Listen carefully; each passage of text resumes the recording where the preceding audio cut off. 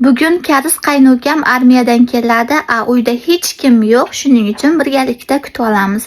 Ketdik. Ko'zlarimdagi ko'karganini ko'rib qo'rqib ketmasin deb kremlardan surtib oldim. Dahshat krem ekan. Boshqa videoyimda obzor qilib ko'rsatib beraman. Karis qaynonam o'g'lim 5 minutda keladi, qarab tur degani uchun kutdim kelmaganda ramyonlar turadigan shkafni tozalashga kirishib ketdim. Endi bir hafta davomida shu xonaga kirolmayman, shuning uchun kirib divanlariga o'tirib o'ynab chiqdim. Bir hafta davomida qaynukam uyda bo'lgani uchun jinnilik ham qilolmayman, shuning uchun maza qilib itvacha bilan jinnilik ham qilib oldim. Go'yoki erim kelayotgandek hayajonlanib xonamni ham yig'ishtirishga kirishib ketdim. Karis qaynukam uyga kelgunicha hamma pastellarini, hamma ko'rpalarni toza qilib yuvib chiqdim. Chunki kir yuvadigan mashina Karis qaynukamning xonasida turadi. Shuning uchun u xonaga bir hafta davomida kirolmayman. Matrasga naglochka tiqish juda ham qiyin ekan. U tomonini tiqsam, bu tomoni chiqyapti, bu tomonni tiqsam, u tomoni chiqyapti. Kuchanib bir amallab hamma joyini tiqib oldim.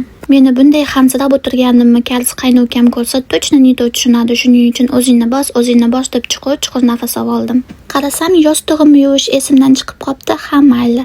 Qaynonam yo'qligida qaynonamni yostig'i bilan blindirmasdan almashtirib olaman. 5 minutda keladigan qaynukam 1 soatda ham kelmadi. Kutib ko'zim to'rt bo'lib ketdi. Qaynukam bilan qo'l so'rashadigan bo'lsak, erkak kishini qo'lini ushlaganday bo'lmasin deb kremlardan ham surtib oldim. Qaynukam kelguncha kecha zakaz qilgan 2-3 ta posilkaman birinchi yetib keldi. Endi qaynukam bilan so'rashib ozgina gaplashaman desam, itvachamiz qilib tezroq artib qo'y deb kutib turibdi. Bu itvachamiz hojatxonaga boradigan vaqtni ham topadi-da, qaynukamga aytadigan hamma gaplarim esimdan chiqib ketdi. Bugun Karis erimning tug'ilgan kuni video vizovda hammamiz birgalikda nishonlaydigan bo'ldik. Keyingi videoda ko'rsangiz bo'ladi.